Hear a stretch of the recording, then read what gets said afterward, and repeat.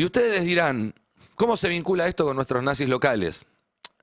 Y mucho más directamente de lo que nos gustaría. Mucho más directamente de lo que nos gustaría. Aunque a esta altura del partido, el que no se da cuenta de que todo lo que por ahora vemos por videitos es muy probable que lo empecemos a ver mucho más de cerca, a esta altura del partido me parece que más que un déficit de entendimiento, tiene serios problemas en el sentido darwiniano del término, de garantizar su propia supervivencia. Porque vienen por nosotros. Es una realidad a esta altura del partido y es muy difícil de negarlo. Y miren, el decreto 941/25, el último decreto del año pasado, que le da superpoderes a la CIDE, consta básicamente de dos grandes grupos de normas, si se quiere, o de artículos. Sus efectos se pueden dividir en dos grandes efectos, valga la redundancia. O mejor dicho, brinda dos herramientas que van a cambiar, o están cambiando porque ya está en aplicación, para siempre la relación entre el Estado, la forma en la que ejerce el control y la violencia y los habitantes de este país, por lo menos desde el 83 hasta acá. Y una de esas dos herramientas tiene que ver justamente con el despliegue de una fuerza de choque parapolicial que tenga cierto atuendo de legalidad, pero que pueda actuar sin responder ante la justicia, sin rendir cuentas. Por eso la potestad para que los agentes porten armas, puedan aprender personas, puedan hacer allanamientos sin orden judicial y al mismo tiempo que todas sus acciones tengan el carácter de reservados. No van a actuar solos por su cuenta, lo van a hacer con el apoyo de otras fuerzas de seguridad que también fueron reformadas durante los 2 años de Milei para darle, por decirlo de alguna manera, mayores poderes y menos herramientas para que sean controladas. Es imposible saber si acá va a pasar exactamente lo mismo. Depende de muchos factores, depende también de lo que haga la oposición desde ya. Pero por algo se publicó ese decreto en este contexto. De hecho, cuando Trump ataca Caracas y se lo lleva a Maduro, hubo un tuit de una de las cuentas de Santiago Caputo, si no me equivoco, donde decía algo así como, ¿ahora entienden para qué sacamos el decreto? Y lo cierto es que hoy no hay nada que le impida al gobierno de Javier Milei hacer una cosa así, o por lo menos no parece haber una reacción social. Tampoco hay pruritos por parte de Milei y de sus funcionarios en hacer una cosa así, ya lo han demostrado. Y déjenme hacer un poco de especulación informada para imaginarnos cómo podría llegar a desarrollarse una cosa así en la Argentina. Y en un par de meses hablamos. Imagínense un crimen muy truculento en un municipio peronista del conurbano, con los medios, obviamente, machacando y machacando y machacando. La gente del barrio se pone violenta con la policía, cosa que ya ha pasado, puede volver a pasar, con o sin incitadores. Con esa excusa, una fuerza de seguridad federal asume el control del territorio, diciendo que la policía bonaerense ya no puede garantizar la tranquilidad, la paz. Se habla obviamente de narcoterrorismo, se lo encuadra en la ley antimafia, se puede declarar una zona de investigación especial, lo cual suspende varias de las garantías constitucionales básicas. Esta está en la ley antimafias que, insisto, se aprobó con votos opositores. En el marco de esa intervención empiezan las demostraciones de fuerza bruta, los tipos entrando, pateando puertas por las villas, gente secuestrada desde sus casas, las bajan de los autos en operativos. Al principio se va a parecer más a Bukele que a Videla. Pero si eso consigue algún tipo de licencia social, pronto van a tener la libertad para elegir el blanco que quieran. Y acá es donde entra la segunda parte clave del decreto 941, que tiene que ver cómo se eligen esos blancos. Porque claramente se ven las imágenes de Minnesota que están yendo a buscar gente muy particular. No es al tuntún. También está la parte que es al tuntún de la demostración de fuerza, que se cruzan con algún problema y lo resuelven a los tiros o bajándolos del auto. Pero al que le golpean la puerta de la casa lo están yendo a buscar. Y ahí es donde entra el aparato de vigilancia masiva y digital que ya funciona en Estados Unidos y que tiene en el decreto 941/25 su puerta de entrada a la Argentina. Mañana voy a contarles más detalles al respecto, de qué se trata exactamente Palantir, este software del que todos hablan y nadie sabe muy bien qué hace, cuáles son sus vínculos con el gobierno norteamericano y también por qué y para qué están metiendo un pie en la Argentina. El punto En todo caso, es que el momento de frenarlo es ahora, no hay que esperar a que tengamos que estar nosotros filmando con nuestros telefonitos esta clase de escenas. Espero que con el cambio de quincena algunos se pongan a laburar. ¿Qué tal? Buen día, ¿cómo están? Buen día. Buen día. ¿Cómo andan? ¿Qué dice Nico? Bien, muy bien. Y esto, para ponerlo también un poco en contexto, estamos hablando de que dentro de un mes más o menos se va a juntar la discusión de la reforma laboral, la discusión del DNU de la CIDE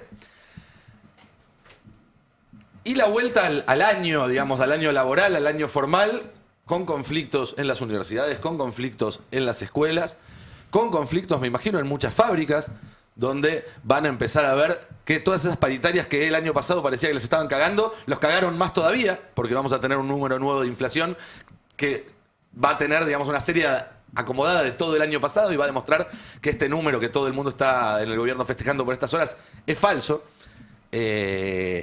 Con lo cual uno imagina un escenario de mayor conflicto social y uno ve las herramientas con las cuales se está preparando el gobierno para enfrentar ese conflicto social y no puede más que sentir una honda preocupación. Sí, la verdad que el panorama es bastante sombrío por el fortalecimiento que mostró el gobierno en el último tiempo, después de la aprobación holgada que tuvo el presupuesto. Yo, por lo menos, lo que estoy viendo es que ese fue un punto de inflexión. Es decir, se entendía que el gobierno había tenido un buen resultado electoral el 26 de octubre, pero rápidamente el Parlamento le había puesto trabas, había complicado el tránsito de varias iniciativas, los bloques legislativos le habían dicho que había límites, los gobernadores, un poco cansados del destrato permanente, habían puesto, le habían dado un poco más de impronta a sus legisladores controlados para que le dijeran al gobierno que no todo iba a caminar con tanta sencillez, pero la verdad que después la aprobación del presupuesto es lo que hace que le confiere, me parece a mí, al gobierno una etapa nueva, la percepción de que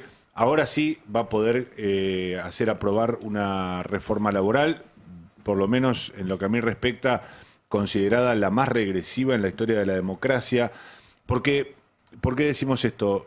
Porque contiene lo peor y lo más retardatario de todas las reformas laborales y sindicales intentadas desde la reanudación de la democracia, y hay que remontarse a la ley Mucci de Raúl Alfonsín, pasar por las normas flexibilizadoras, las garantías de la entrada de los sistemas de tercerización que promovió Carlos Menem en la década del 90, el impedimento para el ejercicio de la actividad sindical, de la protesta social y demás, que contuvieron todas las normas, y tanto las del gobierno de la Alianza como las de Mauricio Macri. Bueno, todas esas están condensadas en esta norma que avanza incluso por encima de aquellas, amenazando ya cualquier atisbo de protesta, cualquier intento de resistencia al sistema.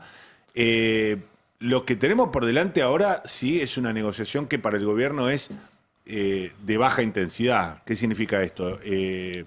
Saben tanto el gobierno o presuponen tanto el gobierno como los sindicatos que va a haber una reforma laboral, y de lo que se trata es de escenificar algunas concesiones para que la mesa de negociaciones, hablé hace media hora con una hora con un funcionario que me decía, efectivamente, hay un silencio de muchos sindicalistas porque se está negociando, y esta negociación está siendo fructífera en los términos planteados por el gobierno, que significa no alterar el núcleo de la reforma laboral, pero sí hacer concesiones quirúrgicas que les permita sostener algunas prerrogativas al sindicalismo argentino a costa de conceder en los derechos individuales, sobre todo, que se afectan. Creo que prefería pensar que estaban de vacaciones.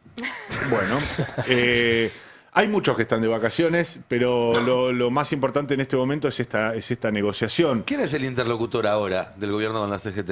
¿Es Santilli? ¿Sigue siendo Caputo? Del gobierno, sí. El principal es Santiago Caputo. Sí, más allá de Cordero, que obviamente está más en lo técnico, pero políticamente... Mirá, yo te diría que las dos grandes figuras que hoy dialogan con la CGT son Santiago Caputo por lo bajo y Patricia Bullrich, no en lo evidente, pero sí más en la cuestión protocolar y en las posibilidades efectivas de introducir modificaciones a la ley. Esto porque entra por el Senado. Claro, exactamente. Sí. Igual lo hizo evidente, ¿no? Patricia Bullrich, porque el fin de semana veíamos que estaba esta convocatoria a la CGT y también decía, bueno, la verdad que los necesitamos y los convocamos también a dialogar. Fue raro porque era además en una presentación que hizo en la costa justamente para defender la reforma laboral y al mismo tiempo estaba diciendo, bueno, nos vamos a tener que sentar. Y estaba viendo recién, que hace unos minutos nada más, subió un video que es como, no entiendo, no... ¿Lo tenemos? Dale, veámoslo. Buenísimo. La seguridad social la desfinanciás cuando tenés el 43% de los trabajadores en negro. Totalmente. Ese es el problema, uno termina... Yo no quiero poner más locales porque lo que más problema hay es con los juicios. Yo no quiero tener más gente. Contaba a los chicos que tengo una chica ahora, me metió una carpeta psiquiátrica y esto hace 6 meses le vengo pagando el sueldo, no viene y yo sé que está trabajando en otro lado, todo, le digo al abogado, che, ¿cómo puede ser esto? Me dice, no, bueno, te la tenés que comer, seguir pagándole el sueldo. Y no le he hecho la culpa a la gente. Le he hecho la culpa al sistema. Porque esta chica es un sistema que lo avala, que ella pueda hacer eso. Claro, ese es el le da problema. la posibilidad. La idea fundamental de la nueva ley no es cambiar tanto las relaciones laborales, sino generar previsibilidad en el sistema. Que los juicios laborales sean solo un mes por año y el segundo tema que estamos planteando es lo que se llama el FAL. El FAL es el Fondo de Asistencia Laboral. Yo creo que nadie, ¿no?, que pida carpeta psiquiátrica lo hace solamente para molestar al empleador. Entiendo que hay algo más profundo detrás. Literalmente, si vos te pedís una carpeta psiquiátrica en un trabajo y estás trabajando en otro lado y el empleador te echa con razón, después el empleador gana el juicio. Tal Digo, cual. porque es así. Sí. Ahí la falta es del trabajador. El tema es que en Es el causal de 99%... despido con causa, justamente. El tema es que el 99% de los casos, el que está en falta es el empleador y no el empleado. No, y además, ¿cómo construyen una narrativa a partir de un caso particular que andás a ver los detalles y la veracidad del hecho? Construyen una narrativa para justificar la legalización de la informalidad y de las prácticas antidemocráticas, como marcaba Mariano, de la realización de asambleas. De hecho, ayer en el programa... de manera hablaba la asesora de Patricia Bullrich y cuando se le pedía justamente algún tipo de justificación o argumentación de esta famosa industria del juicio, supuesta industria del juicio, no tenía un solo dato para aportar y justificar esa narrativa. Sí, perdón la autorreferencialidad, me pareció que fue una entrevista pero muy interesante y muy ilustrativa de cómo se pone en escena esta argumentación, este relato del gobierno, porque sistemáticamente vos te topás con personas que hacen propio el sentido común, tanto funcionarios como empresarios, pero en muchos casos trabajadores, que asumen como cierto el escenario de que el mercado laboral en la Argentina está roto por culpa de trabajadores que han decidido estafar a sus empleadores en su buena fe, diciendo que han trabajado el doble de tiempo, con otros salarios, con otras categorías, cuando en realidad no es así, y de un grupo consolidado de jueces que son corruptos, que aceptan acríticamente cualquier demanda judicial y fijan indemnizaciones exorbitantes. Es decir, toda esa secuencia hizo de alguna manera un sentido común en un sector de la población y le permite hoy al gobierno, a caballo de resultados electorales buenos el 26 de octubre y de un resultado parlamentario muy holgado en el presupuesto 2026, subirse para decir, bueno, este es el momento para terminar con eso, terminar con la industria del juicio. Cuando hablamos ayer con Josefina Tajes, ¿por qué digo que es importante lo que nos contó? Josefina Tajes es una abogada laboralista que es la asesora principal de Patricia Bullrich en materia de reforma laboral. Es una voz que hasta ahora no habíamos escuchado mucho, la habíamos visto mencionada en algunas crónicas sobre la reforma laboral. Es alguien que, hay que decir también, tiene entrenamiento de medios, porque ella ha conducido programas de radio donde sistemáticamente habla de la problemática de los juicios laborales, de la industria, de los convenios colectivos atrasados, entre comillas, etcétera, etcétera. Pero lo que nos parecía importante era contrastar con algunos datos concretos. Por eso, si les parece, podemos ver algunos de los tapes donde, a ver, no quiero poner en problemas a la producción, pero centralmente acá lo que me parece lo más importante es buscar el tape donde le preguntamos por la industria del juicio, que fue el primer enunciado de Josefina Tajes cuando empieza la entrevista, es, bueno, este proyecto viene a terminar con la industria del juicio. Bueno, ¿la industria del juicio qué es? Y que además es la misma línea que dice Patricia Bullrich. Cuando habla con el empresario y le dice tener previsibilidad, tiene que ver con eso, de que sepan cuánto van a pagar de indemnización y que no tengan que ir a juicio. Y Josefina Tajes, que también revela que está teniendo muy buen diálogo con la CGT. Sí, de eso vamos a hablar dentro de un ratito, porque hay novedades también respecto de qué está en condiciones o qué alega el gobierno en estos diálogos con la CGT que se puede flexibilizar del proyecto de reforma laboral. Lo vamos a estar contando en un ratito y más tarde en una nota en el Destape Web, estén atentos con eso. Pero si les parece, vemos el tape donde le preguntamos, ya que toda esta ley tiene como sustento frenar o poner fin a la industria del juicio, ¿en qué consiste la industria del juicio? ¿Cuáles son qué cantidad de juicios laborales hay en la Argentina? Mire, Mariano, yo le quiero explicar a usted lo siguiente.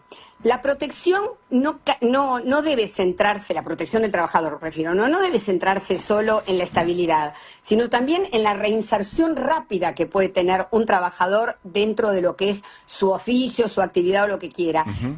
Debe también tenerse en consideración la capacitación, las condiciones dignas. Sí. Hay muchos factores que hacen a que el trabajo no sea precarizado. No es solamente el factor, bueno, la industria está parada, o no podemos, digamos, echarle la culpa solo a una causal de un problema.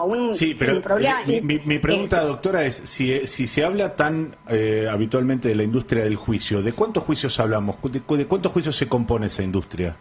Mire, yo lo que le puedo decir en cuanto a número exacto, no le voy a tirar un número porque la verdad que no lo tengo con precisión. Lo que sí tengo con precisión... ¿Y por qué se habla con tanta certeza de la industria del juicio si no se sabe cuántos juicios hay? ¿Sabe por qué le hablo con tanta certeza? Porque hace 40 años que hago derecho laboral. 40 años y sé lo que pasa en el fuero del trabajo. Entonces no le estoy hablando por boca de otro, le estoy hablando por la propia. Y si le hablo de la industria del juicio es porque es una industria. Así se lo digo.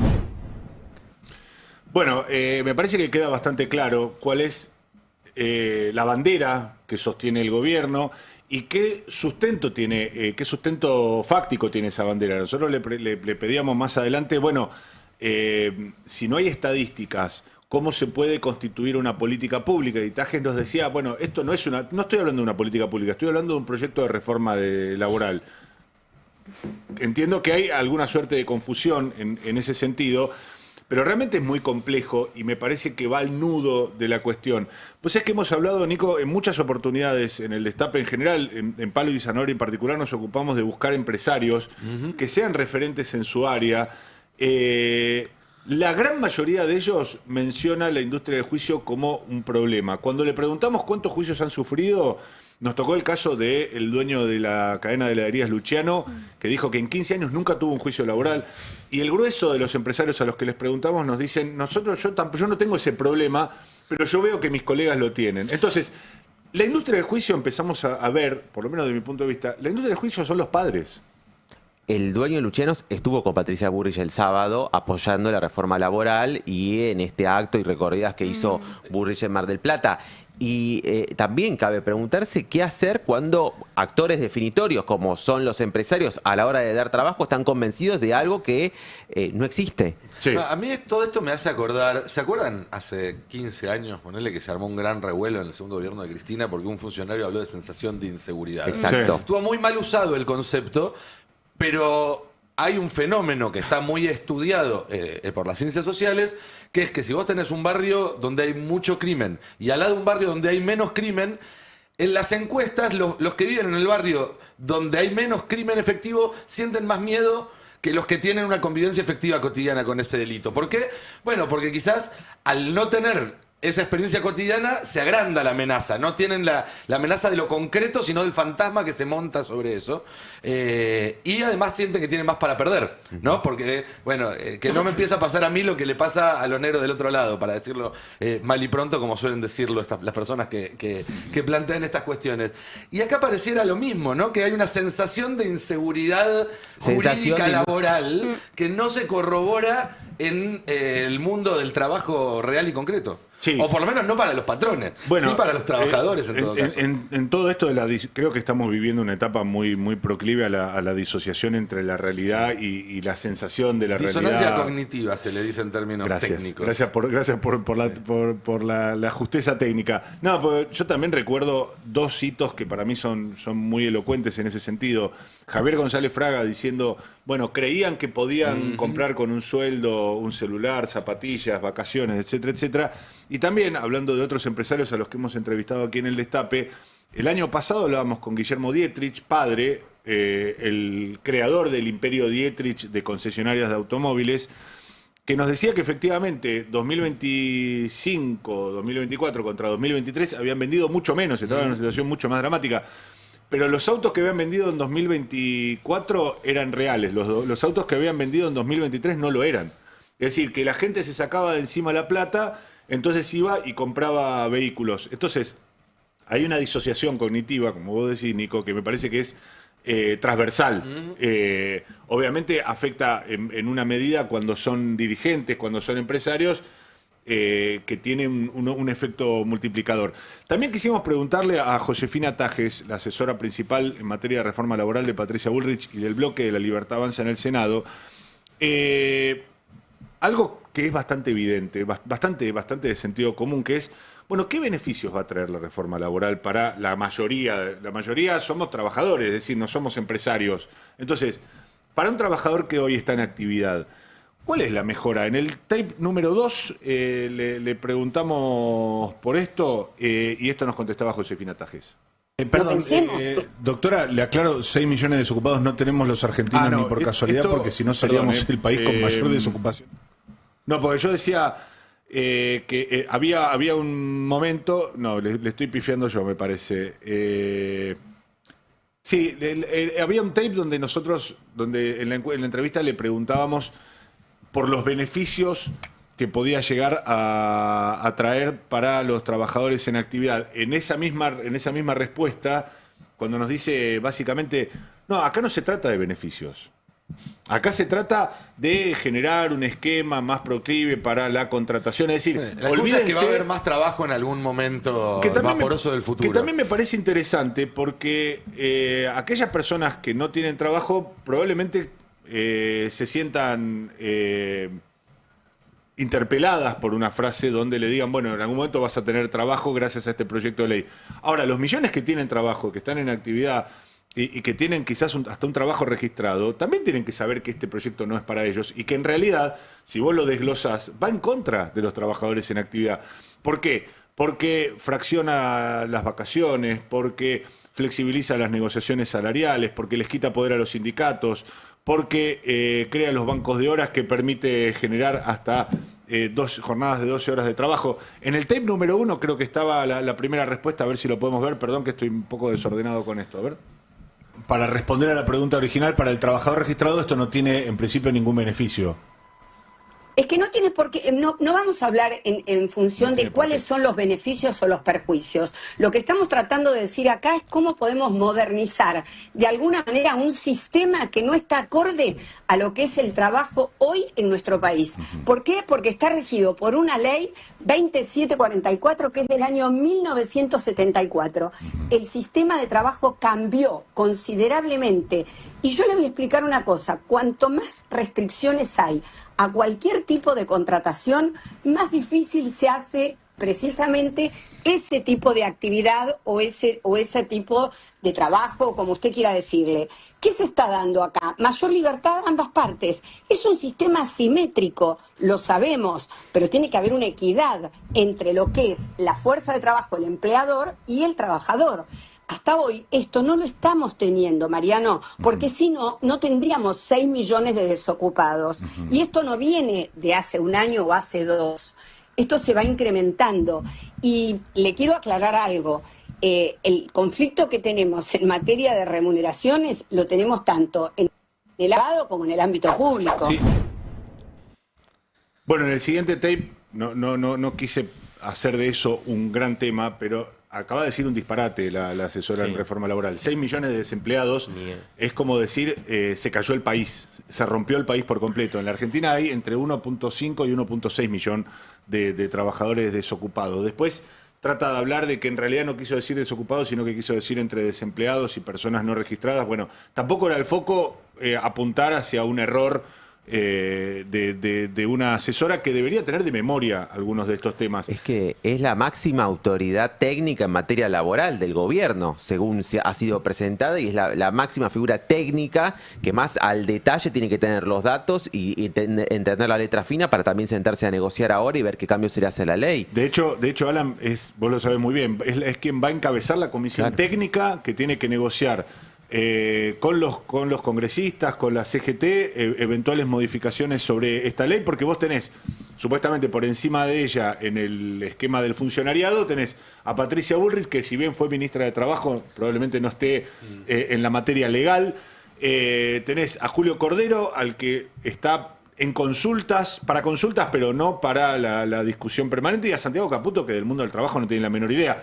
Y el otro que venía también con mucho énfasis en este tema, por supuesto, es Federico Sturzenegger, a quien también corrieron porque lo entienden como un personaje que termina extremando posiciones y que no le sirve al gobierno para generar algún tipo de diálogo con los sectores. Es interesante esto que mencionás del pasado de Patricia Bullrich en la cartera de trabajo, porque Bullrich tiene ese rol en el gobierno de la Rúa, termina, como todos sabemos, y medio que se corre de ese mundo para dedicarse al mundo de la seguridad, y un cuarto de siglo más tarde vuelve a estar encabezando un proyecto de reforma laboral como el que se aprobó durante su gestión con una Banelco. Reivindicó el proyecto de ley y dijo que todo lo de la Banelco fue mentira, que la justicia demostró que era mentira, que eran denuncias falsas, y le adjudicó a los sectores que no quieren que cambie la Argentina esa denuncia falsa de la Banelco, dijo. Ahora, también por parte del gobierno, decirle a la CGT, tu interlocutor va a ser Patricia Bullrich, también es una señal.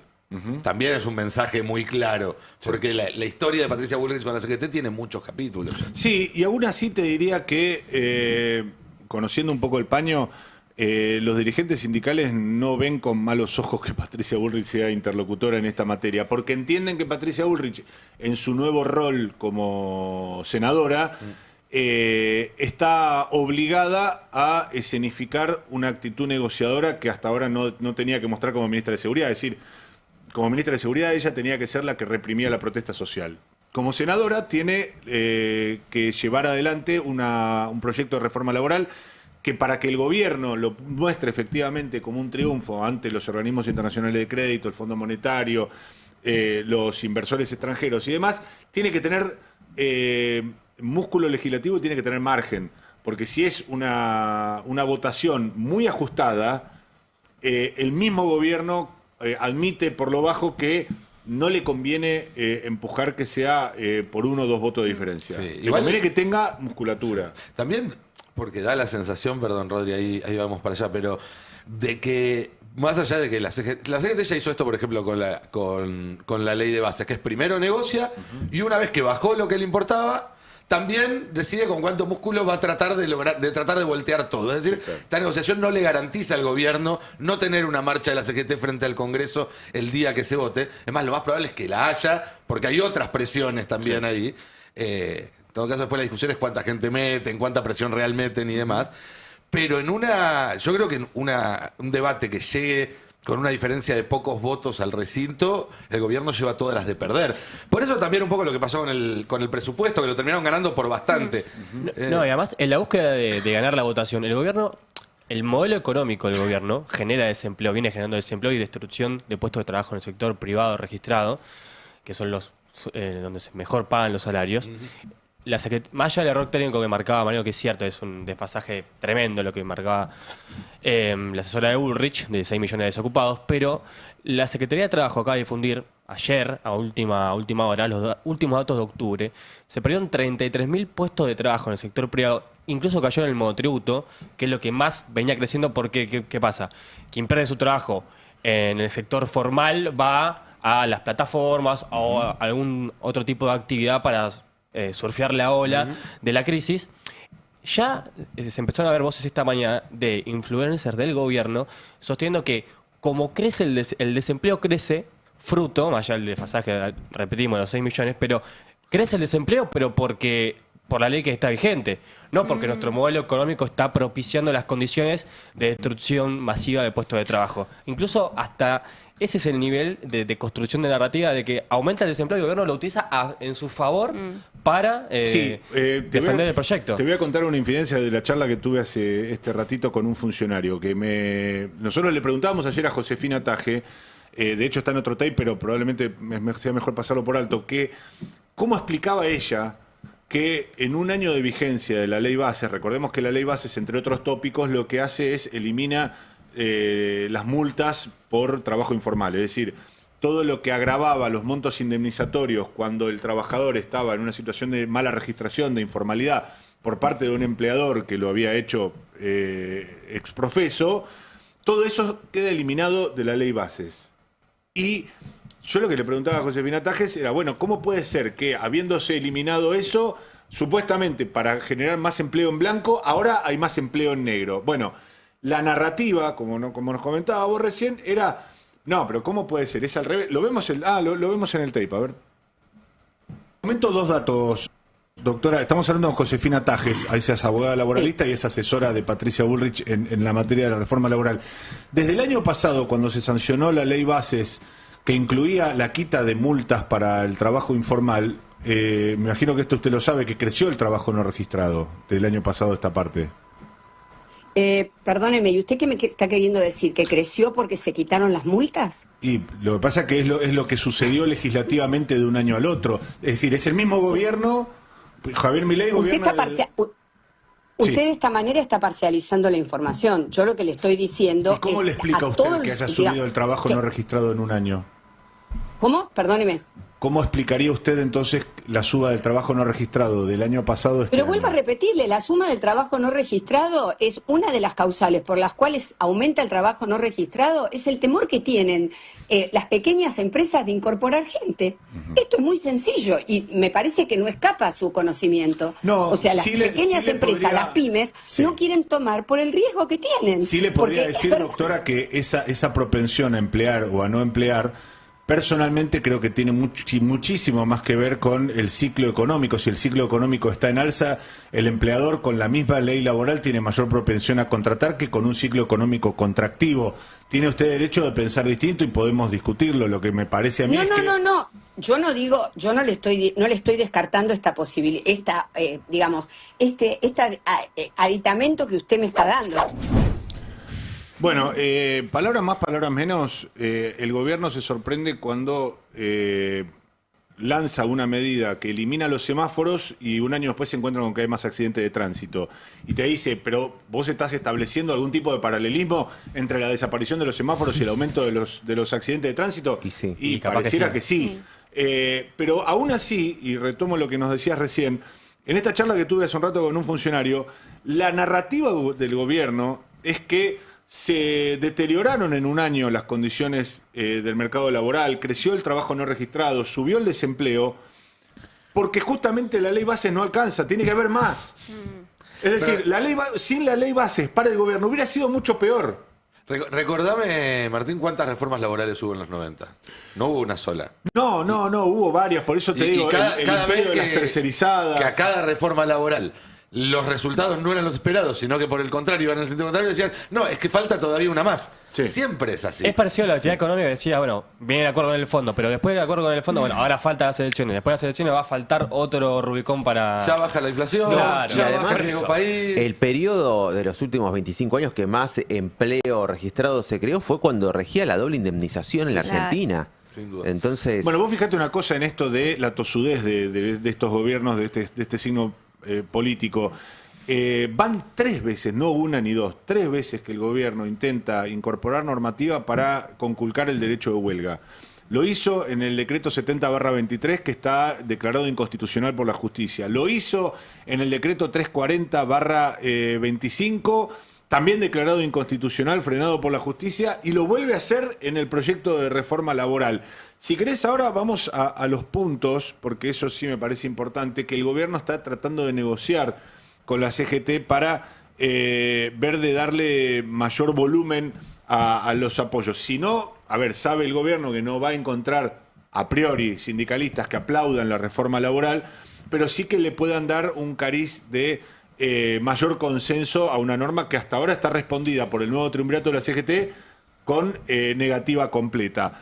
Hay 2 tópicos. Nosotros habíamos mencionado la semana pasada que el gobierno trabajaba sobre 2 ejes para tratar de suavizar, entre comillas, la reforma laboral. Por un lado, la rebaja impositiva que tenía incluida esta reforma, que afecta y mucho a los gobernadores, afecta y mucho a las provincias porque les priva de recursos coparticipables. Esta rebaja en el impuesto a las ganancias en los tramos más altos de retención del gravamen, sobre todo por los alquileres de las empresas y demás. Bueno, eso es una negociación que está llevando adelante Diego Santilli y está yendo provincia por provincia advirtiendo de la posibilidad de quitar o morigerar este capítulo para que los recursos coparticipables no se reduzcan tanto.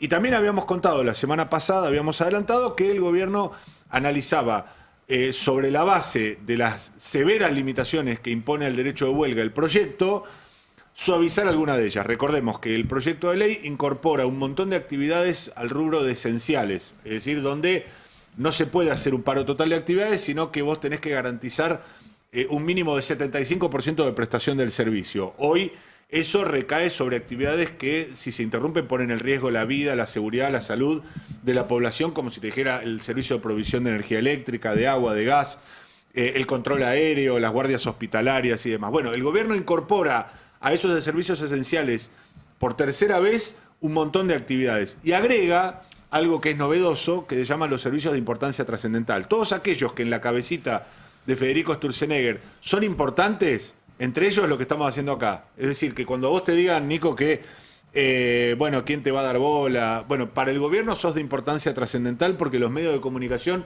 no se pueden interrumpir por completo.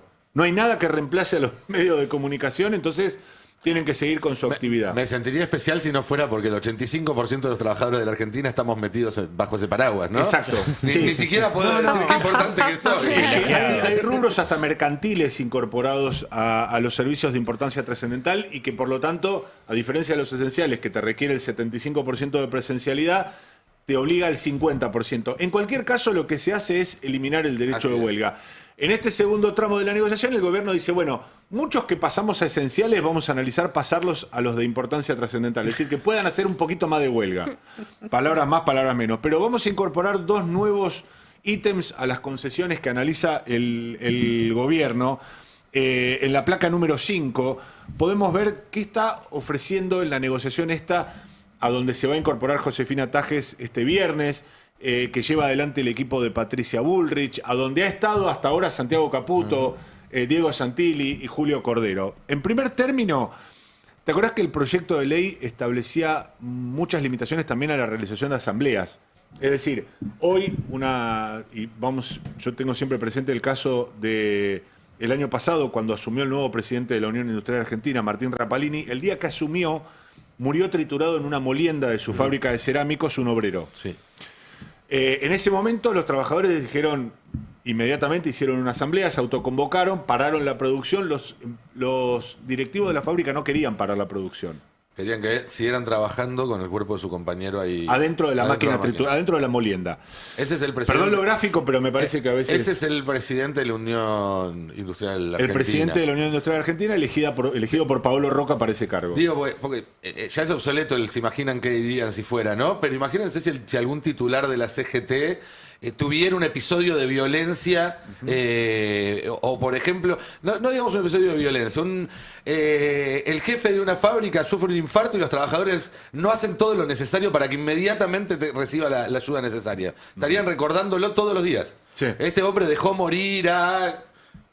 Y en el caso del titular de la UIA, no pareciera ser de hecho, importancia. tuvimos un ministro de Trabajo en la Argentina que tenía empleada no registrada y le daba con chavos en un sindicato intervenido por él mismo, y medio que pasó de largo ese tema, ¿no? Sí. Saludos a Jorge Triaca y a su Sandra querida, en un audio inmortal que todavía circula por ahí. No vengas. Sandra, no vengas, que no vengas porque te voy a mandar a la concha de tu madre. Bueno, Pará, Jorge. Es muy temprano para eso, Jorge. No, te decía, el proyecto de ley establece... Bueno, ahí está la placa, mirá. El proyecto de ley establece que para hacer asambleas ahora va a haber que pedir permiso. Y va a haber que preavisarlas y va a haber que esperar la autorización del jefe de la unidad productiva para que esto se haga. Ahí el gobierno te presenta como una concesión algo que, esto lo voy a decir por cuenta mía, jamás hubiera pasado el filtro de la OIT. Mirá que la OIT se ha convertido en una especie de sello de goma, me refiero a la Organización Internacional del Trabajo, sobre todo después de que Donald Trump le cortó todos los fondos, pero aún así, cualquier organismo internacional te diría, ¿cómo vas a pedir permiso para hacer una asamblea? Sí. Es ridículo. A ver, esto sin que se haya aprobado esta ley, porque también cuando decimos, esta ley viene a legalizar cosas que ya sucedían. Ayer se hizo viral un video en Lustramax, una papelera que está en conflicto en este momento, zona norte del conurbano bonaerense, donde básicamente la abogada de la empresa fue a echar gente, no los dejaba hacer una asamblea, quería discutir solamente con el delegado, sin que el delegado pudiera consultarlo con el resto de los trabajadores, y hasta llamaron a la policía para que ingresaran al lugar donde estaba teniendo trabajo para que interrumpieran la asamblea. Hacen entrar una delegación de la policía bonaerense que acude a este llamado para ejercer esa presión sobre los trabajadores. Esto ya está pasando incluso sin que se aplique la ley. Lo que van a hacer es blanquearlo solamente. Sí. Bueno, por eso... A ver, todo parte de una base de un mundo irreal, insisto siempre con este tópico, en la cabeza de Federico Sturzenegger. El que crea que las asambleas se realizan alegremente... Bueno, yo le preguntaba ayer a Josefina Taje si ella había trabajado en relación de dependencia alguna vez, porque uno de los tópicos que me decía que se iban a poder negociar libremente, nosotros le decíamos, bueno, ¿cuál es esa libertad de las dos partes? Porque ella mencionaba que este proyecto de ley va a dar libertad a las dos partes. Ella decía... Bueno, por ejemplo, negociar las vacaciones. Negociar las vacaciones implica que vos hasta ahora tenés un periodo de octubre a abril para tomártelas. El proyecto de ley te habilita a que te las den en cualquier momento del año. Y que te las den fraccionadas. Es decir, si vos tenías 20 días, 30 días y te las querías tomar en enero, ahora te vas a tener que tomar una semana en mayo, otra semana en agosto, otra semana en septiembre. Esa es la libertad de la que se supone que se habla. Y también, cuando se habla de asambleas, es presumir que para un trabajador es una felicidad. Listo, hacemos una asamblea, no laburamos, nos rascamos por un rato. Está esa imagen caricaturizada del trabajador en huelga, del dirigente sindical comiendo bizcochitos. Bueno, todo eso está apuntalando este proyecto. Pero aún así, en el gobierno dicen, quizás podemos sacar del proyecto esta obligatoriedad de informar antes de las asambleas. Y el segundo tópico que están analizando flexibilizar del proyecto de ley es clave para... tratar de seducir a los sindicalistas más tradicionales, sobre todo. Vos sabés que hay lo que llaman las cuotas de solidaridad, que son las que se les imponen a los trabajadores no afiliados a un sindicato por los beneficios que obtiene de las negociaciones que llevan adelante estas organizaciones. Por ejemplo, en una paritaria, el aumento que se genera y que se negocia no lo perciben solamente los afiliados al sindicato, los perciben todos los trabajadores incluidos en un convenio colectivo. Y de ahí que la propia OIT, de la que hablábamos recién, habilita en general a que los sindicatos puedan cobrar una cuota diferencial, siempre menor, a los trabajadores no afiliados respecto de los trabajadores afiliados, porque ellos han generado este beneficio. ¿Qué dice el proyecto de ley? Bueno, que todas esas cláusulas de solidaridad, entre comillas, se llaman cláusulas obligacionales, caen automáticamente con la vigencia de la ley y hay que renegociarlas. Esto es la denominada ultraactividad. Toda la ultraactividad impone que cualquier convenio, cualquier acuerdo continúa rigiendo después del vencimiento hasta tanto no se negocie una norma superadora. El proyecto dice, no, se terminó la ultraactividad de estas cláusulas, empiecen a negociarlas de cero. A veces parece un poco dificultoso técnicamente esto, y yo probablemente no me estoy explicando de la mejor manera, pero lo concreto es que como concesión el gobierno les está diciendo a los sindicatos, tranquilos muchachos, capaz que hacemos sostener en el tiempo y le damos un plazo antes de la caída de estas cláusulas de solidaridad.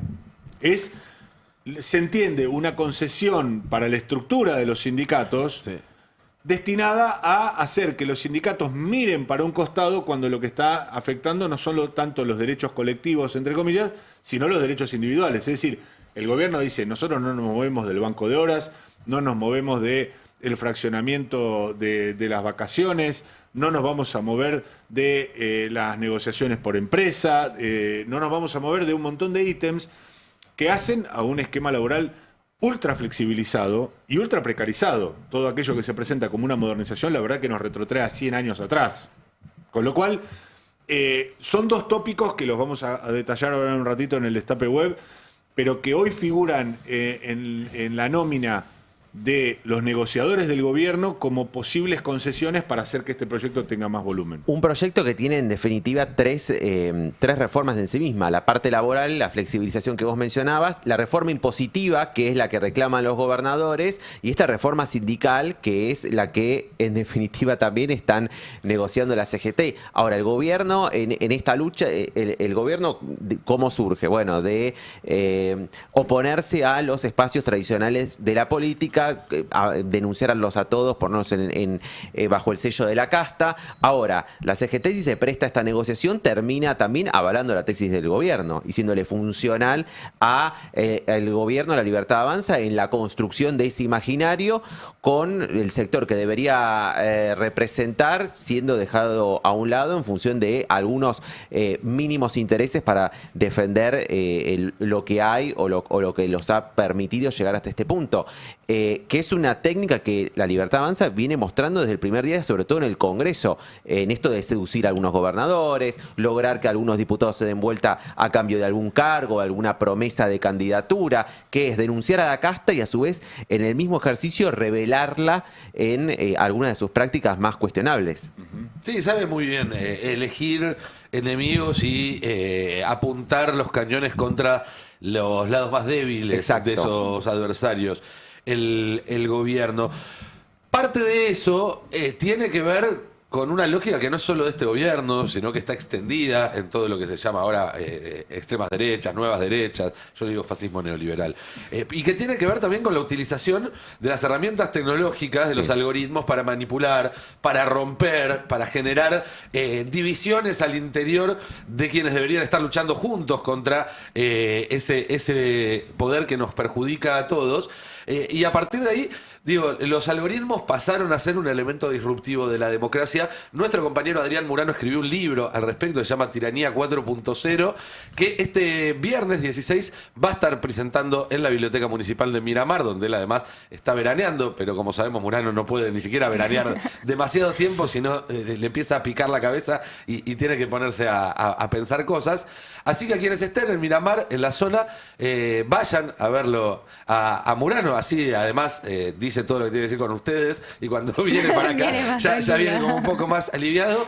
No va a estar enojado. ¿Cómo? Que no va a estar enojado, como se lo ve ahí. Graf no va a estar tranquilo, seguramente va a haber alguna cervecita, algo para picotear a la salida, algo seguramente, y si no se organizan en el momento y se arma. Entonces viernes 16 a las 7 de la tarde en la Biblioteca Municipal de Miramar, calle 34, número 940. Mirá la vista que tengo, Tano, y viste con qué sutileza además te metí el rulito. Vayan a verlo, Adrián, que seguramente va a estar muy bueno. El libro está muy, pero muy bueno y dialoga con todo lo que venimos tratando todos los días sobre el deterioro de la democracia, sobre el crecimiento del fascismo, sobre el estado de malestar y otras cuestiones que ustedes saben a mí me interesan mucho, y el libro de Adrián realmente me dio nuevos elementos y nuevas aristas para pensar, así que lo recomiendo mucho.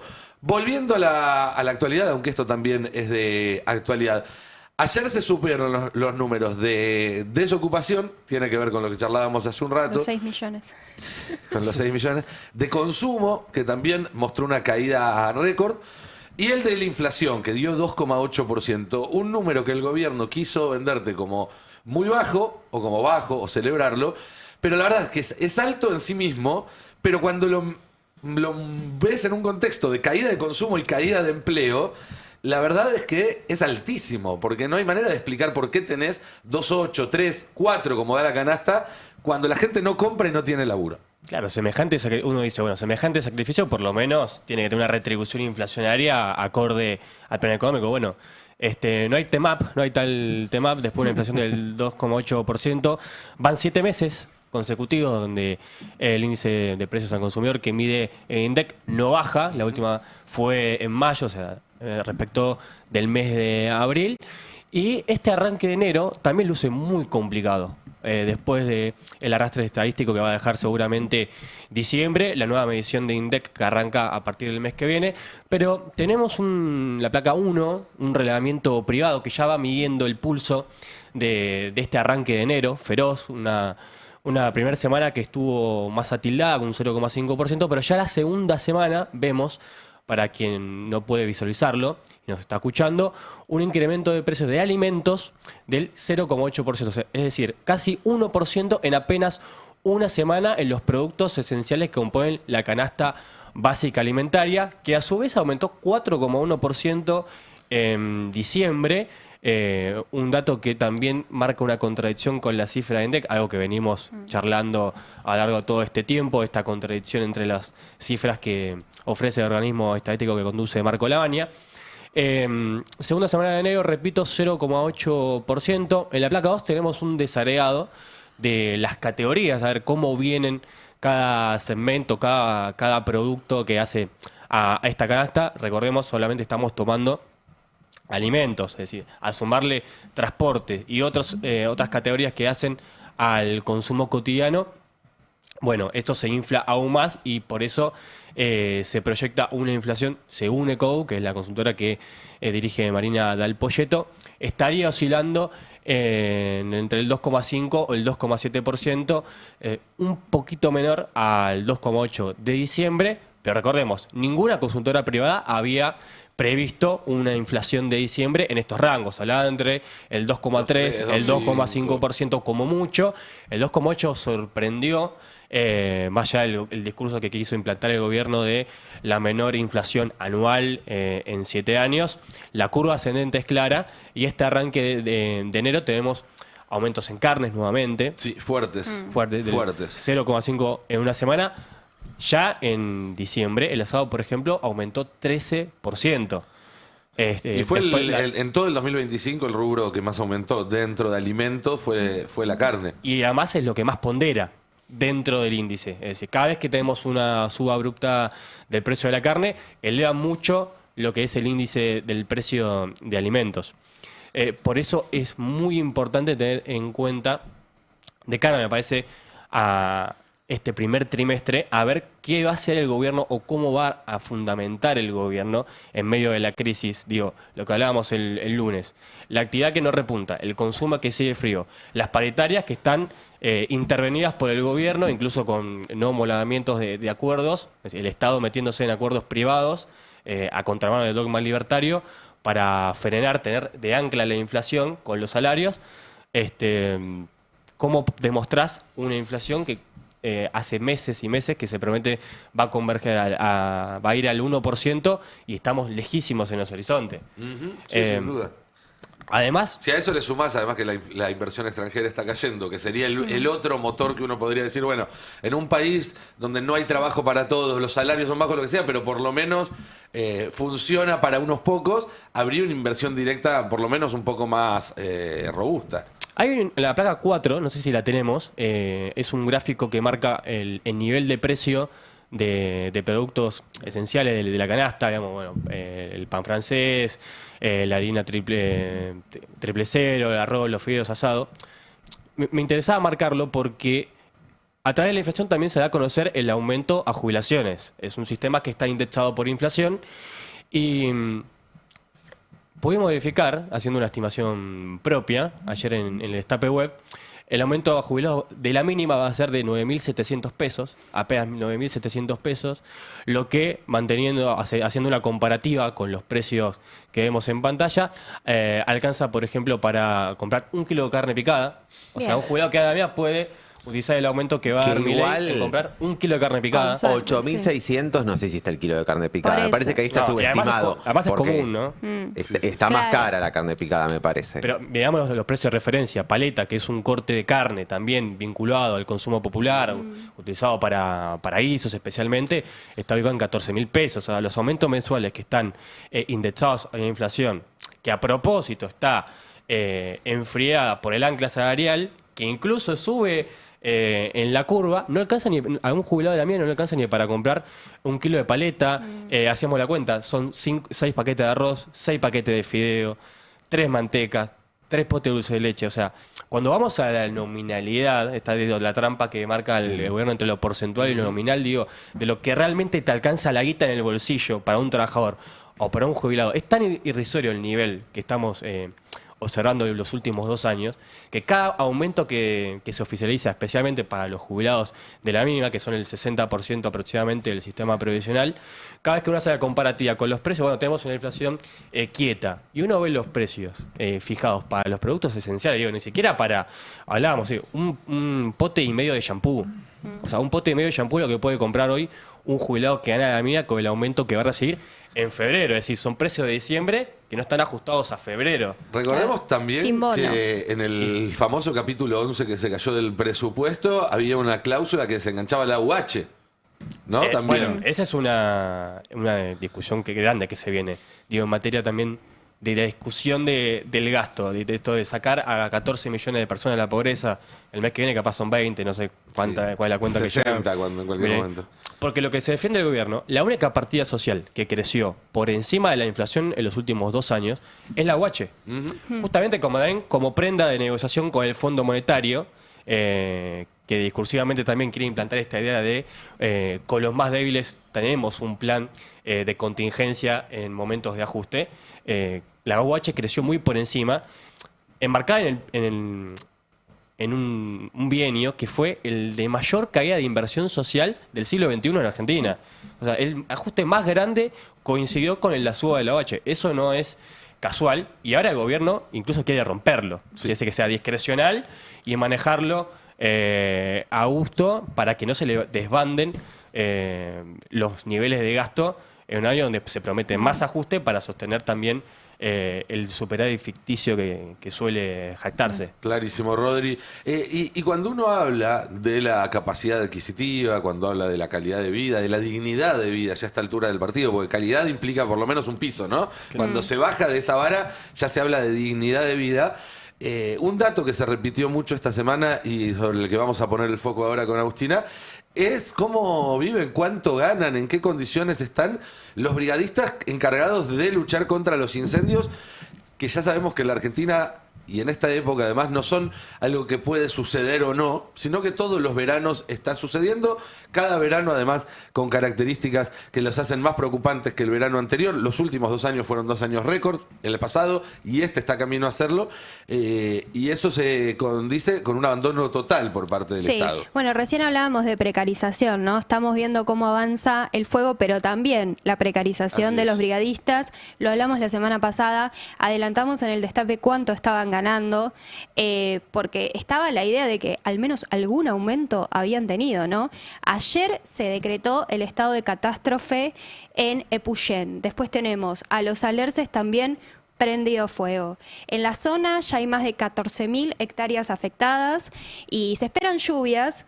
Se espera también cierto alivio.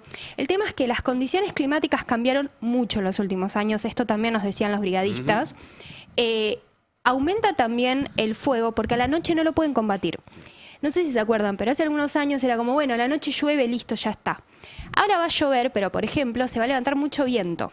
Entonces es muy probable que el agua caiga y sin embargo la barra el mismo viento y eso lo que genera inclusive es más fuego. Estamos viendo también algunas imágenes en algunos noticieros que están estos aviones hidrantes también trabajando en la zona. que es un poco lo que utiliza el gobierno para dar a entender que están haciendo cosas y que se están ocupando del fuego. Bueno, supuestamente Santilli dijo que va a asignar los recursos que le está faltando a Chubut para combatir el fuego también, vaya a saber a cambio de qué. Pero en el medio los brigadistas están con un salario que no les alcanza ni siquiera para cubrir la canasta básica de ese lugar, además que son zonas frías, que tiene una canasta básica más alta. Tenemos en el tape 2 un video que compartieron con nosotros el fin de semana. Buen día a todos, estamos en el diseño del lago Menéndez.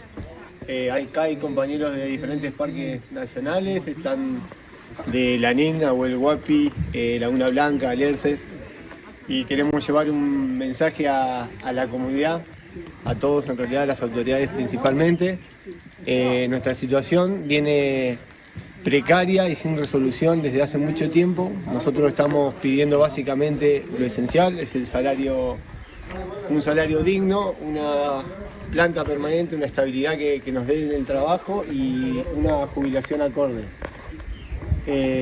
Nosotros necesitamos las respuestas de manera urgente. Si no podemos lograr eso, nos están obligando a entrar en un conflicto que no queremos entrar realmente. Nosotros queremos trabajar, nosotros nos gusta nuestro trabajo y queremos seguir trabajando de la mejor manera posible, pero necesitamos que nos den respuestas. Bueno, vimos también la semana pasada imágenes muy conmovedoras de bomberos llorando, brigadistas llorando. Es gente que realmente da la vida para que no se queme el bosque argentino, y mientras tanto es como, bueno, vamos a tener héroes baratos, porque después seguramente cuando se logre apagar, yo creo que se va a lograr apagar, hay que ver después cuáles van a ser las consecuencias. Vimos también imágenes de lo que está quedando, y es muy grave. Van a ser estos héroes baratos, porque en realidad están cobrando menos de 850.000 pesos los brigadistas, que a veces tienen jornadas de 12 horas, que a veces están durmiendo cerca del fuego, porque también hay algo de lo que se habla poco, que es que no es solamente ir y combatir, hay que llegar al fuego, y es bastante complicado en las condiciones en las que tienen que llegar también. No, yo creo, Agus, que igual si hiciéramos el ejercicio previo de los jubilados con los brigadistas, con los productos de la canasta básica, daría un resultado más o menos similar. Claro. Y más allá, que es todo más caro porque es zona fría. Entonces, inclusive están ganando menos que un administrativo de su misma área, porque recién decía, ¿no? La discusión no se abre. ¿Desde cuándo no se abre? Desde 2023. Presentaron, inclusive antes de que se desataran los fuegos, comunicados y reclamos puntuales para que tuvieran en cuenta que se venían los incendios, que estaban cobrando poco, y sin embargo el salario se está desplomando. Tenemos en la placa 3 para que vean cómo fue la caída, porque es realmente brutal que en este contexto, miren cómo caen los salarios de los brigadistas. La curva es tremenda. Es realmente impactante. Al principio es casi una línea recta, Sí. una pendiente. Sí, va continuamente en bajada. ¿Y por qué? Si hacemos zoom, digo, el momento de la pendiente es de diciembre, enero del 23-24. Claro. Del Digo, para que no 23. haya ninguna duda. Yo no llego a ver, pero sé que es desde el Post-evaluación. 23. Y el momento en el que Claro. sube también Eso sí. es 2019, es a partir del 2019, o mejor dicho, después del 2022, después de la pandemia, ahí es donde empieza a subir en ese último año. También coincidiendo con las sequías, que me imagino También. que hubo una decisión ahí de reforzar, sabiendo que se entraba Sí. en un momento climático difícil. Déjame agregar algo, Agus, porque vos empezaste haciendo referencia al cambio climático, yo el otro día también, y ahí es una época complicada, ¿no? Pero hay quienes recriminan que mencionar el cambio climático intenta quitar la responsabilidad de otro tipo de factores, y la verdad es que no. Hay incendios que son intencionales, hay incendios que no son intencionales. Entre los intencionales hay algunos que tienen intención de estrago y otros no. Es gente que hizo un fogón y se fue. Sobre cada foco en particular tiene que determinar la justicia, está investigando la justicia. Ahora, tanto los incendios intencionales como los no intencionales son más difíciles de controlar y se expanden más rápido por las condiciones causadas por el cambio climático. Sí. Una cosa no quita la otra, y no es tratar de quitar la responsabilidad ni al gobierno, que niega el cambio climático y no toma medidas para responderle, ni eventualmente a quienes hayan encendido algún foco si les corresponde una responsabilidad penal. Es que sin políticas públicas es muy difícil. La semana pasada también hubo un pedido de diputados patagónicos para que se incluyera dentro del temario de las sesiones extraordinarias un proyecto de ley de emergencia digna ambiental y socioeconómica, que entre otras cosas incluía también la recomposición salarial de los brigadistas. Lo tenemos en la placa 4. Ahora, el tema es este, ¿no? Por la vía administrativa no tuvieron suerte, tienen que salir los diputados a bancar un poco el reclamo, porque fueron reiterados los pedidos. El año pasado directamente no les renovaron los contratos. Este año no los escuchan. Y en el medio se está prendiendo fuego todo, digo, para que se den una idea, porque hay algo también, no es solamente el ajuste salarial, también hay un ajuste.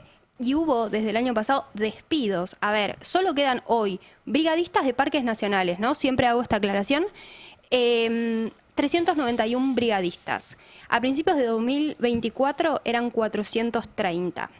¿Y cuál es el tema? Los informes oficiales que en su momento habían calculado cuántos eran necesarios para algún momento de emergencia digna, decía que tenía que haber 700. Solamente brigadistas, sin contar los bomberos. Obviamente que hay muchos voluntarios también que se acercan cuando se desata el fuego. Ahora, de parques nacionales debería haber 700 y hoy hay 391. Tenemos para que vean los reclamos. Muchos de esos despidos además se dieron el año pasado mientras había focos en curso. ¿Te acordás? En diciembre lo acá hablamos, mismo. sí. ¿Y cómo terminó también esto, no? Bueno, finalmente tuvieron que mandar un comunicado de nuevo. Presentaron en a principios de diciembre, fines de diciembre. Ahora en enero con el fuego ya estallado y sin embargo ellos no tienen ni siquiera un bono extraordinario de 500.000 pesos porque dijeron, bueno, si la discusión paritaria está cerrada, no me la vas a abrir. No me la abrís ni siquiera porque lo que pasó en 2024 fue que se abrió la negociación paritaria dentro de parques nacionales, pero no incluyeron a los brigadistas. En el medio de este fenómeno también que venimos contando, que es que está aumentando el fuego por el cambio climático. Entonces lo que ellos piden es que al menos sean 500.000 pesos del bono extraordinario. Los diputados patagónicos no le pusieron un número, pero se espera que sea también dentro de esa franja. Ahora es muy difícil que se abra la discusión. Hablamos, ahora todo lo que tiene que ver con el manejo del fuego depende del Ministerio de Seguridad. Hablamos y preguntamos a ver si estaban dispuestos a dictar algún tipo de emergencia con lo que está pasando, si están los planes. Nos dijeron que todavía no. Y mientras tanto, la superficie de bosques afectados se viene cuadruplicando en los últimos años. Tenemos también en la placa 8, para que lo veamos, pasó de 7.747 hectáreas entre octubre de 2023 y marzo de 2024 a que estén quemadas 31.722 entre octubre de 2024 y marzo de 2025. Imagínense lo que puede llegar a pasar con este incendio, que ya están diciendo que es de proporciones muy grandes y teniendo en cuenta que hay ya, ayer eran 12.000 hectáreas, hoy son 14.000 ya hectáreas afectadas. El proyecto también tenía que ver con las condiciones socioeconómicas, porque también los que tienen animales y los que viven de los animales pierden absolutamente todo, no pierden solamente la casa, pierden algunos también su modo de subsistencia. Ahora, ¿qué está pasando? En el presupuesto 2026, el que ya se debatió y se aprobó, el Servicio Nacional de Manejo del Fuego va a tener 20.131 millones de pesos. Sí. Bueno, comparémoslo, por ejemplo, con lo que implica los subsidios a la oferta de hidrocarburos. A ver qué pasa. Fíjense la diferencia. Y esto también habla de cuál es la idea del gobierno, dónde hay que poner la plata. Recortan inversión en prevención, pero al mismo tiempo refuerza el financiamiento de un modelo extractivo que profundiza también la crisis climática. Bueno, les cuento, entonces... Ahí está la diferencia. Fíjense, ¿no? Es bastante la diferencia, digo yo, de 651 millones a 20 millones, yo creo que ahí habla, ¿no?, qué es lo que le importa más al gobierno. Sí, además hay que decir, este es el presupuesto asignado. El año pasado la ejecución del presupuesto fue del 50%, con lo cual estaríamos hablando de la mitad. Claro, hay que ver después qué se ejecuta. Hay que ver qué se ejecuta. Y déjame agregarte un detalle más, Agus, porque este gobierno no solamente además sancionó leyes o derogó leyes que desprotegen a los bosques nativos, no solamente habilitó negocios dentro de los parques nacionales. ¿Se acuerdan esa resolución de Sturzenegger que decía cualquiera que quiera ir y ponerse un kiosquito no tiene que pedir más permiso y demás? Sino que hubo otro movimiento que pasó más desapercibido, pero que es que el sistema del manejo del fuego, que era parte de la Subsecretaría de Ambiente, pasó al Ministerio de Seguridad. Y este presupuesto de 20.000 millones no es ya un presupuesto asignado específicamente al sistema de manejo de fuego, sino que forma parte de la caja general de la cartera de seguridad. Entonces yo me imagino Monteoliva hablando con Pato, porque consulta todo con Pato, diciéndole, Pato, mira, en la cuenta tenemos tanta plata, ¿qué hacemos? ¿Contratamos un software de ciberpatrullaje? ¿Compramos cartuchos para tirarle a los jubilados los miércoles o prevenimos incendios? Claro. ¿Se imaginan cuál va a ser la respuesta? Sí. Digo, claramente ahí hay un vaciamiento que está bien mirarlo en los números, en las leyes y demás, pero cuando vas juntando los puntos y te das cuenta que todas las políticas conducen hacia ahí, el resultado es más que la acumulación simple de estadísticas y leyes. Es que mucho habla más de una profundo. intencionalidad. Por eso te digo, consultamos en seguridad, van a decir esto, hay un estado de emergencia, digo, se está prendiendo fuego todo. No, por ahora no. Esa es la situación. No, por ahora no, porque todavía no encontramos Por ningún ahora no. mapuche cerca. Claro. Si llega a aparecer un mapuche, vas a ver cómo de repente se interesan y mucho. Mariano, ¿tenías algo más? Vos es que... Ahora vamos con Alan, que tenemos también algunas novedades de política. Yo pero... siempre admiro mucho a los periodistas que indagan en el boletín oficial, porque siempre el boletín oficial es una caja de Pandora realmente maravillosa. Mirá lo que sale hoy, lo publican nuestros colegas del diario BAE, la designación de Diego Aduriz al frente de la entidad binacional Yacyretá. Esto, por supuesto, se publica en el boletín oficial. Pues es que me sonaba de algún lado el nombre. Aduriz. Y resulta que son esas cosas, viste, que hay funcionarios y personalidades que las redes sociales son mágicas en eso, ¿no? Que hace que se tuiteen encima. Y a veces no se dan cuenta que tienen responsabilidades o tienen espacios de visibilidad que desaconsejan en general este tipo de cosas. Vos fíjate, ¿por qué me acordaba de esta persona? En septiembre del año pasado se publicaba esta nota sobre este Diego Aduriz en Data Clave, en el portal que dirige nuestro compañero Mauro Federico, nuestro colega. Se hablaba de Diego Aduriz como un tipo que había sido nombrado como director del ente binacional Yacyretá. ¿Sabés quién es Diego Aduriz? Es un primo de Luis Caputo. Es decir, Luis Toto Caputo, el hombre que junto con Federico Sturzenegger vienen a liquidar el Estado bajo la administración de Milei, no para de poner familiares. Ya tiene como 3 o 4 familiares. La gran pyme. Más sus hijos. Los hijos. Más los hijos que se supone que vienen a laburar gratis. Y sin contar los 4 que tuvieron que irse como ratas por tirante por la ventana cuando saltó el escándalo de el Andis. ¿Te acordás que había 4 funcionarios de Luis Caputo que están involucrados en el escándalo de coimas en la Andis? Bueno, Diego Aduriz, el primo de Luis Caputo, que había pegado un conchavo en el ente binacional Yacyretá, ahora está al frente, por la parte argentina, del ente binacional Yacyretá. Pero vos fijate que aún así, cómo el tipo considera al Estado, porque por eso me acuerdo de él. Porque yo una vez había publicado que Spert siempre se quejaba de que el Estado nos pisotea a todos, y la Argentina había terminado siendo salvada por el Estado de Estados Unidos, ¿no? Bueno, fíjate cómo Diego Aduriz consideraba al Estado hasta septiembre del año pasado. No sé si eso está en el tuit, que es la razón original por la cual yo recordaba esta aparición estelar. A ver si lo podemos ver. A ver un segundito. Ahí si está. No. Ahí está. Bueno, quiero pensar que este mismo Diego Aduriz que me cancherea. Claro, porque abajo de ese tuit está la canchereada original, perdón que la desprolijidad. No es el mismo que es el pariente de Luis Caputo. Bueno, efectivamente no solo lo es, sino que abajo, a ver si lo podemos ver, porque estamos buscando la respuesta a ese tuit de Diego Aduriz. Ahí está. No, cosita. Ahí está. El Estado presente nos empoma a todos hace un siglo. Literal.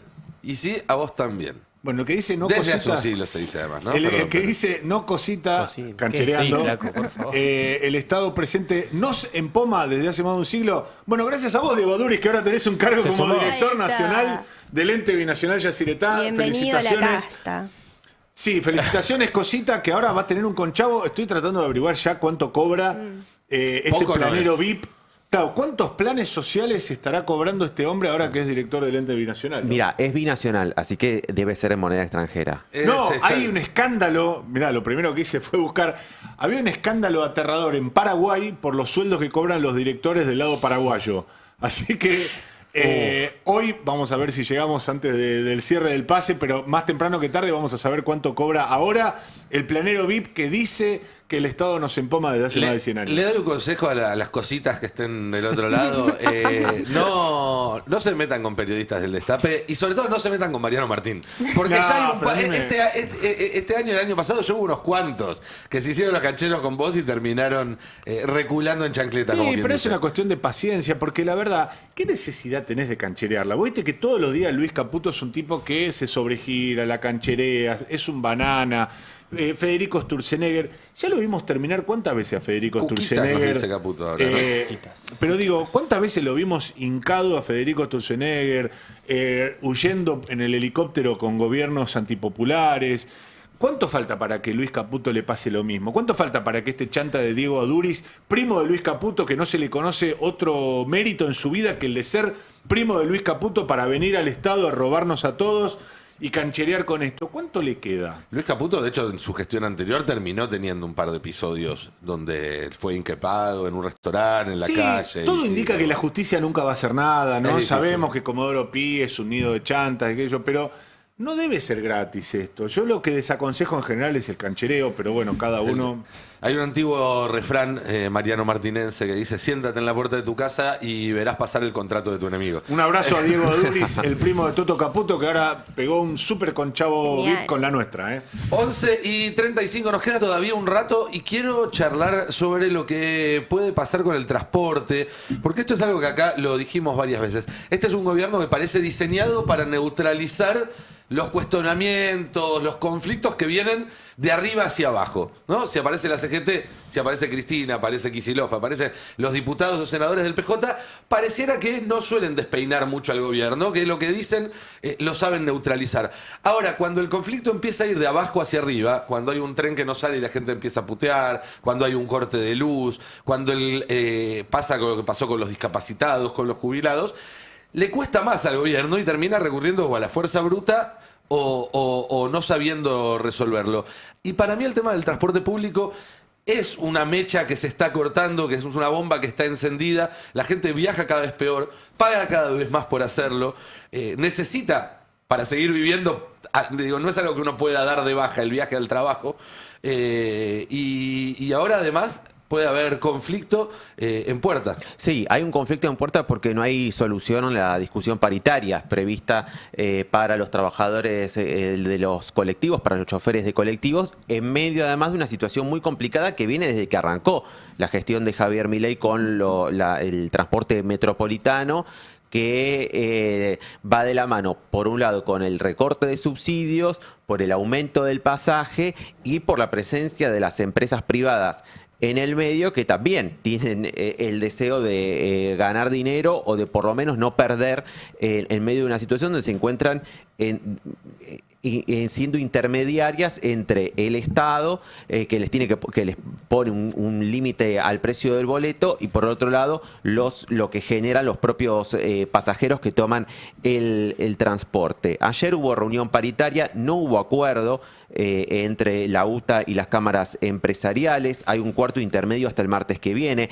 A partir de lo que ocurra el martes que viene a las 14 horas en la Secretaría de Trabajo, puede definirse una medida de fuerza en el transporte metropolitano.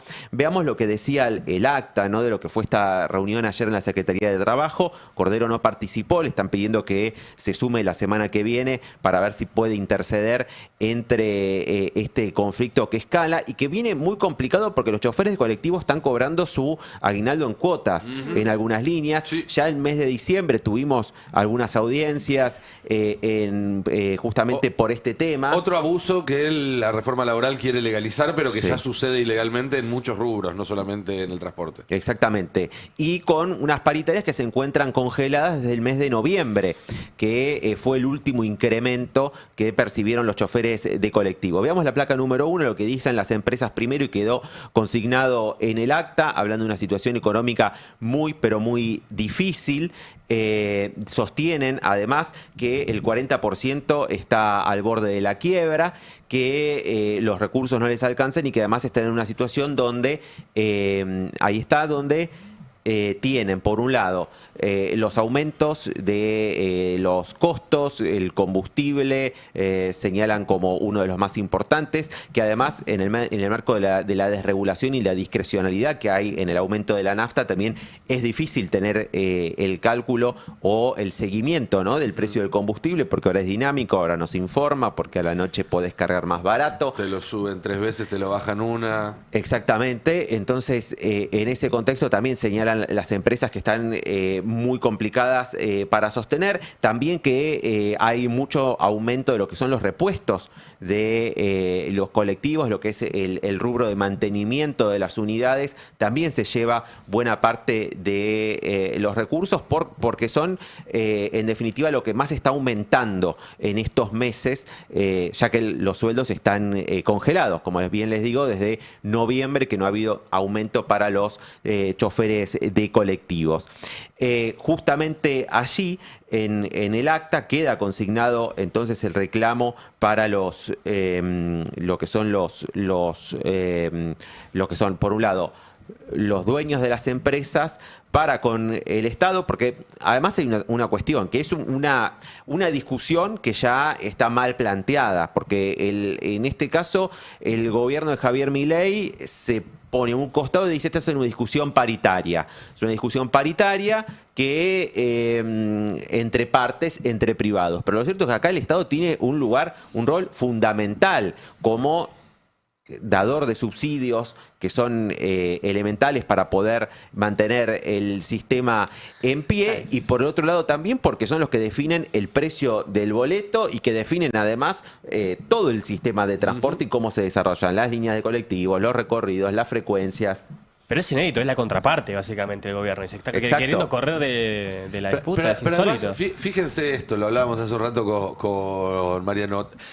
Prácticamente todas las actividades son esenciales, ¿no? Todas las actividades son importantísimas. No te Ahora, creas para tan garantizar importante. que la gente pueda ir a trabajar o volver, no. No, maestro, disculpame.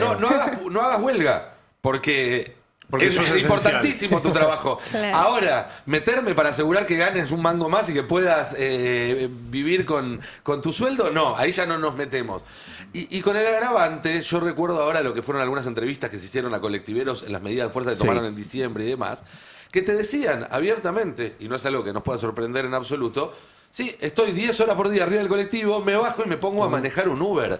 Eso es un peligro gravísimo para todos, para los que están arriba del colectivo, para los que están arriba del Uber o para cualquier otro que esté andando por la calle a pie o en otro vehículo. Y en una situación social que es tensa, en la cual los colectiveros también tienen que lidiar a diario. Por supuesto. Con pasajeros que quieren entrar gratis, con Que no tienen la plata, piensan que tienen plata en la tarjeta y no la tienen y se desesperan en el momento porque no pueden pasar. Exactamente, con también los distintos recorridos, los recortes que están teniendo también como consecuencia de que se han suspendido servicios. Es decir, hay sobre las espaldas del chofer muchas tensiones que vienen cargando que exceden lo estrictamente salarial, que es lo que también se está discutiendo acá. El aumento ofrecido fue en realidad del 1% en las audiencia anterior. En esta el sector privado dijo no tenemos nada mejor para ofrecer que en la audiencia anterior.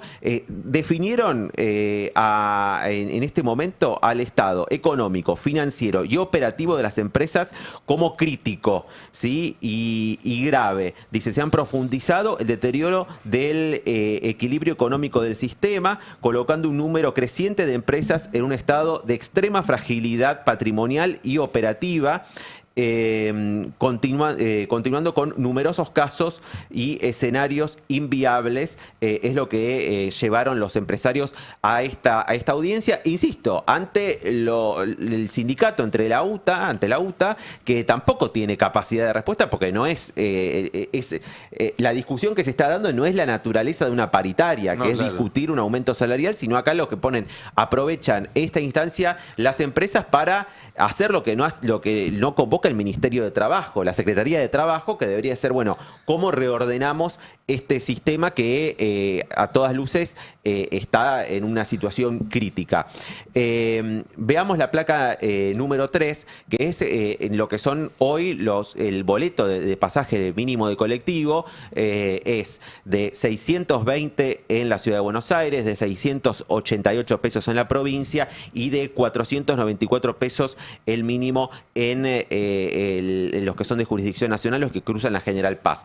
Un agravante también que ha sumado mayor complejidad es que también se ha fragmentado el sistema y que antes estaba mal que mal integrado, ahora está fragmentado y cada jurisdicción también tiene que lidiar con sus propios subsidios y esto repercute de manera diferente en el precio del pasaje, que ya para el bolsillo del trabajador es alto. Entonces, de hecho, el mes que viene va a aumentar. Digo, sí, de esos sí. valores, con el dato de inflación de ayer, se va a actualizar tanto en ciudad como en provincia. Claro, y después cada jurisdicción tiene una lógica diferente de aumento. Algunas, Nación en general lo hace más discrecionalmente, pero Nación y provincia están atadas al dato de inflación y van un mes rezagado.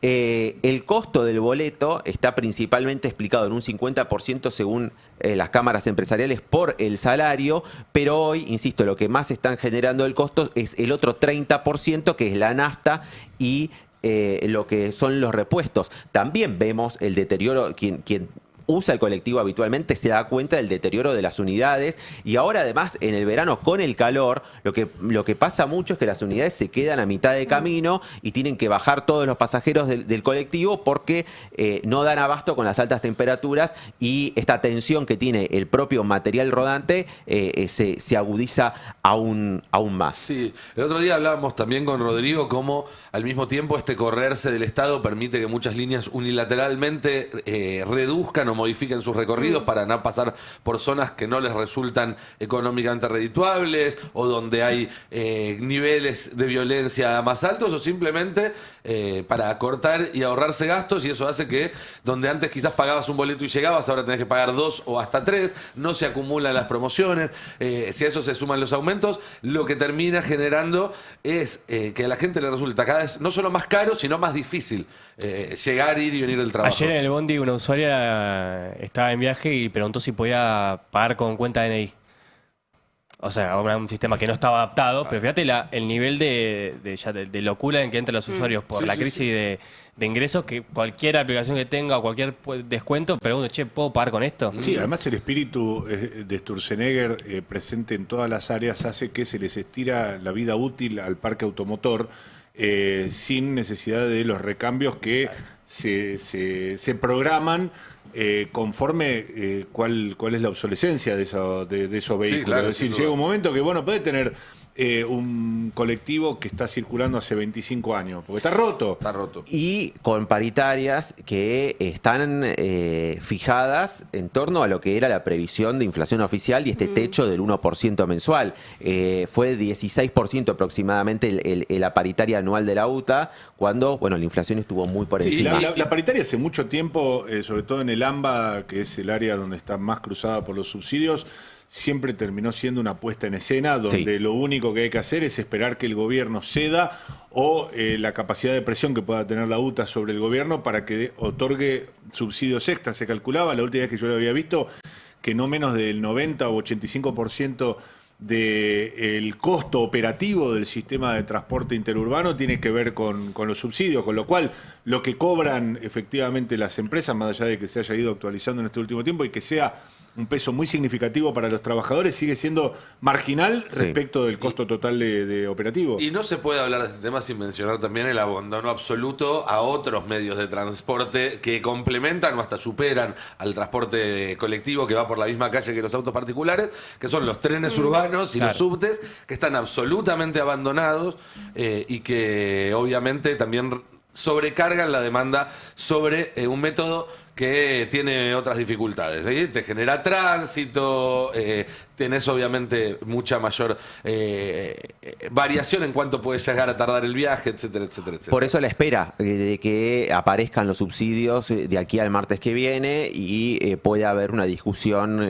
paritaria acorde a estos datos de inflación también que estuvimos viendo lo que fue también el 2025 en materia de aumento de precios, porque además eso, vienen perdiendo poder adquisitivo, no solamente estos valores congelados, y que además las empresas no pueden, están llegando al límite financiero para poder afrontar el pago salarial y poder cumplir en tiempo y forma. Había algunas líneas, la 148 estuvo también a principio de año, en la primera semana de este enero, también en alerta y movilización, porque no les estaban pagando. Bien, nos quedan unos minutitos, hay 2 títulos más que quiero comentar. Uno lo traes vos, Agustina, tiene que ver con la ciencia argentina. Sí, tienen calor. Y Hoy está medio pesado, ¿no? Sí. No, pero igual lo que está realmente mal es el Servicio Meteorológico Nacional. Así es. Tenemos un tuit de Nora Bar, que le mandamos un beso, y tiene toda la información siempre que tiene que ver con la ciencia. Bueno, ayer hubo un comunicado del Centro Argentino de Meteorólogos, porque en esta ola de calor no hay mucha previsibilidad de qué puede pasar cada día, porque no hay director de Servicio Meteorológico Nacional hoy en día, y hace 5 meses que no hay director. ¿Y qué pasa con esto también? También hay rumores de que van a traer, como no encontraron otro director, van a traer al anterior, que era el licenciado Maguad. Pero en este comunicado lo que dicen los meteorólogos es que tampoco tiene o cumple con los requisitos establecidos, ¿no?, para defender la continuidad del Servicio Meteorológico Nacional, que también sufrió un ajuste, como era de esperar, en este gobierno. Pero entonces, tiene que ser un profesional con título universitario de al menos 5 años. Sí. Tiene que estar vinculado a las ciencias de la atmósfera. Bueno, parece que no es más que un formalismo administrativo. Estaría bueno que el que está a cargo del Servicio Meteorológico Nacional tenga estos conocimientos. Hoy no tenemos directamente director, y quieren traer al anterior, que está, en realidad va por otro palo. ¿Y se acuerdan cuando hace 3 semanas hubo una tormenta que inundó la Panamericana de un momento a otro, que cayeron 80 milímetros en pocas horas, y que la excusa del concesionario de la ruta y de algunas autoridades era no hubo alerta meteorológico? Bueno, no hubo alerta meteorológico, entre otras cosas, porque están vaciando el servicio meteorológico, que es el que debe hacer las alertas. Pero además para la previsión de actividades productivas es un lugar esencial. Bueno, hablando de los incendios también, obviamente, que es clave. Es fantástico esto, ¿no? Ellos creen que la calidad de los servicios va a permanecer igual si descabezan, si recortan. Bueno, estamos viendo que no.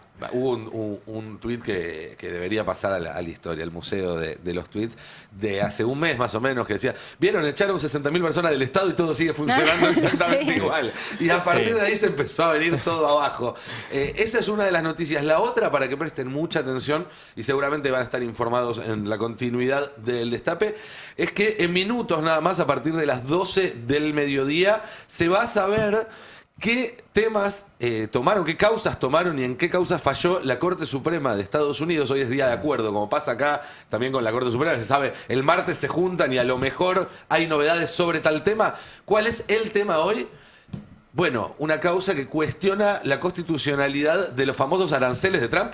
Vieron que Trump lleva un año diciendo 50%, 25%. Bueno, hoy puede haber un fallo de la Corte que le dé la razón, lo cual tendría un significado político fuerte, o que lo haga dar marcha atrás con eso, lo cual abre un escenario muy complejo, ya sea en términos económicos, si Trump hace caso, o en términos institucionales, si decide desoír ese fallo de la Corte. Esto va a pasar en 10 minutos nada más. Suele publicarse 2 o 3 minutos después de las 12 del mediodía. Estén atentos porque probablemente, si efectivamente la Corte lo trata hoy, la semana pasada se especuló y no pasó, pero si efectivamente falla hoy sobre este tema, va a ser título en todos lados, se van a enterar de esto en todas partes y obviamente van a poder informarse mejor que nunca y mejor que en ningún otro lado, acá en el Destape, ya sea en la continuidad de nuestra señal o en el portal, el Destape Web, porque lo veía ahí a Rodrigo dando la razón como diciendo, lo vamos a tomar ahora. tenemos Sí, una sí, notita sí. ahí. Bueno, ahora salimos. Tenemos que bajar corriendo, me parece entonces. Así es, bajen Ahí vamos, pronto. ahí vamos. Bueno, muchísimas gracias, compañeros, compañeras. Ha sido un hermoso programa. Yo la paso muy bien haciendo esto, la verdad. Sí. Lo cual no es poco, teniendo en cuenta que en general tratamos temas bastante de mierda. Pero hacerlo con periodistas tan preparados es siempre bueno y además cuando son buenos compañeros y buena gente es mejor aún. Lo mismo para todo el equipo que está ahí del otro lado. Acá lo veo a Juan Tomala, la veo a Nela, pero es un equipo enorme. No me quiero olvidar de nadie, por eso no empiezo a mencionarlos a todos. Es un gran equipo el que hace el pase. Quédense que ya viene Verdades Afiladas con Carla Pelliza al frente del equipo, reemplazando a Murano, que sigue ahí en Miramar. Recordemos, este viernes a las 7 de la tarde en la Biblioteca Municipal van a poder ir a escuchar a Adrián si tienen síndrome de abstinencia, lo cual es perfectamente posible. Y bueno, y después en el resto de la continuidad del Destape, a las 7 de la tarde me vuelven a encontrar a mí aquí haciendo el pase de la tarde y mañana a las 10 otra vez de nuevo haciendo el pase de la mañana, porque la vida es circular, es un ciclo y aquí estamos. Que tengan todos una excelente jornada, nos vemos en cualquier momento. Chau. El Destape 1070. Sin vueltas, sin ruidos. Información. Radio y punto.